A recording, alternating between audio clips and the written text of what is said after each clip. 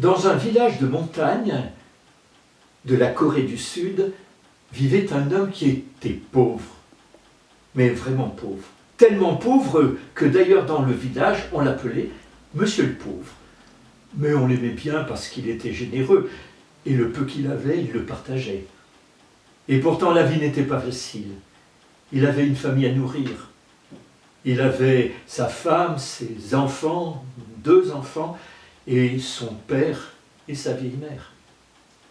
Aussi quand il partait le matin au travail d'un bûcheron, il n'avait pas toujours le cœur à rire. Et ce jour-là, il avait sa hache, il est entré dans la forêt et il s'est arrêté au pied d'un marronnier. Il a posé sa hache et voilà que tout d'un coup, un marron est tombé.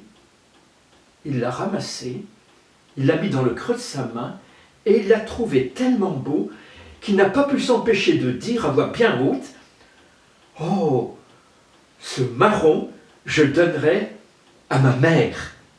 Et il a entendu une voix qui répétait « Oh, ce marron, je le donnerai à ma mère !» Personne. Il s'est demandé si c'était quelqu'un qui lui faisait une farce. Et à ce moment-là, un second marron est tombé, il l'a ramassé, il l'a regardé. Il était tellement beau qu'il n'a pas pu s'empêcher de dire « Oh, ce marron, je le donnerai à mon père.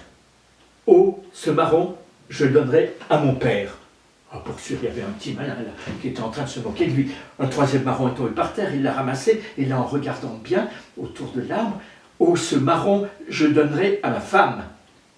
Oh, ce marron, je le donnerai à ma femme. » Non, entre les racines, il a vu une tortue qui sortait sa tête de sa carapace. Il s'est dit, c'est quand même pas la tortue qui parle. Et comme un marron était encore tombé, il l'a ramassé, et tout en regardant l'animal, « Oh, ce marron, je le donnerai à ma fille. » Eh bien si, c'est la tortue qui répondait la même chose. « Oh, ce marron, je le donnerai à ma fille. » Ça l'a fait rire. Il a pris la tortue, il a ramassé le dernier marron comme ça, il l'a mis dans le creux de sa main. « Oh, ce marron, je le donnerai à mon fils. Oh, ce marron, je le donnerai à mon fils. » Oh, il n'a pas du tout envie de continuer à travailler et couper du bois. Non, c'était trop amusant. Et puis, dans sa tête, il a commencé à avoir une idée qui trottait. Alors, il est rentré au village, il est rentré chez lui. Il y avait son vieux père et sa vieille mère qui étaient assis près du feu.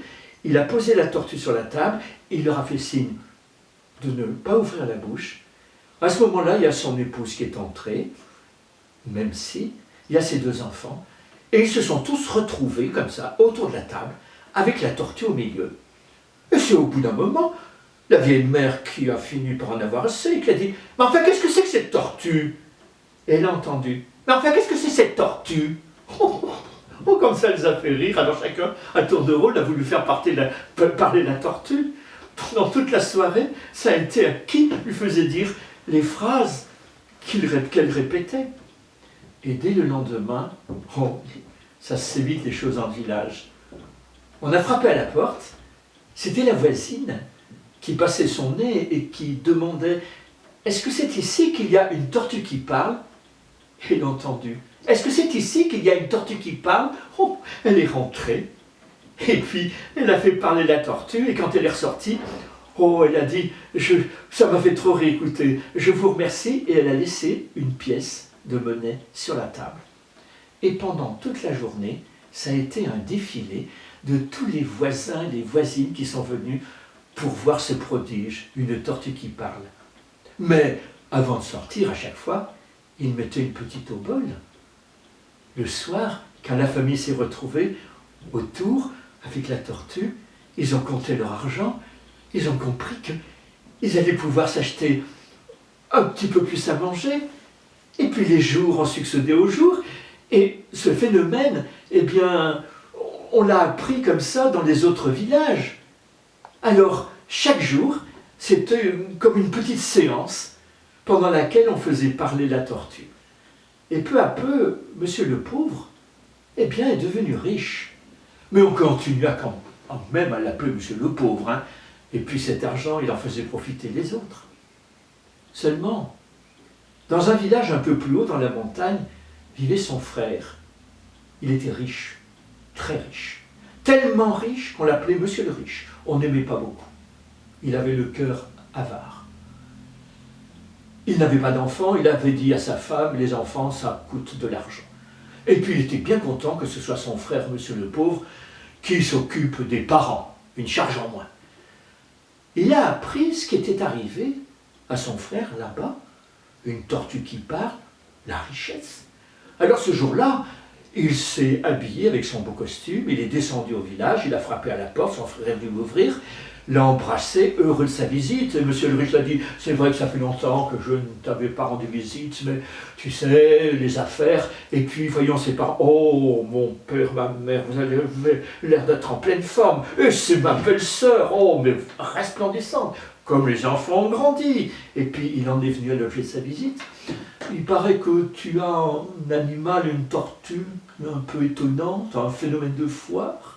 Est-ce que tu pourrais me la prêter? Oh, pour quelques jours, simplement, pour m'amuser moi aussi. Et monsieur le pauvre avait le cœur généreux, il a laissé son frère partir avec la tortue. Quand le soir il est arrivé chez lui, il a appelé sa femme, il a dit, nous sommes riches, c'est vrai, mais un petit peu plus d'argent, c'est encore intéressant. Voici ce que nous allons faire. Et dès le lendemain, il a fait placarder des affiches, comme quoi il avait une tortue, un phénomène extraordinaire qui pouvait parler, et qu'il a invité les gens à venir le vérifier, assister à un spectacle. Évidemment, il y avait un prix assez conséquent en bas de l'affiche. Mais les gens sont curieux, et dès le jour même, les gens se sont présentés. Monsieur le riche les a fait rentrer, les a installés. Quand la salle était bien pleine, il a apporté la tortue, il l'a mise sur la table, et là, il a dit, vous allez voir. Et puis il s'est tourné vers la tortue. Maintenant, tortue, parle, allez, redis ce que je suis en train de dire. Mais la tortue n'a rien dit. Les gens ont commencé à se regarder. Monsieur le riche a commencé à sentir la sueur qui lui coulait dans le dos. Tortue, je t'en prie, parle. Mais la tortue est restée silencieuse. Les gens furieux ont dit que c'était un scandale, qu'on les avait fait se déranger pour n'importe quoi. Ils ont demandé à être remboursés sur le champ. Et ils sont sortis en claquant la porte. Monsieur le riche, furieux, s'est précipité vers la tortue, l'a attrapée et lui a tordu le cou. Et il l'a jetée dans un coin, morte. Les jours ont passé.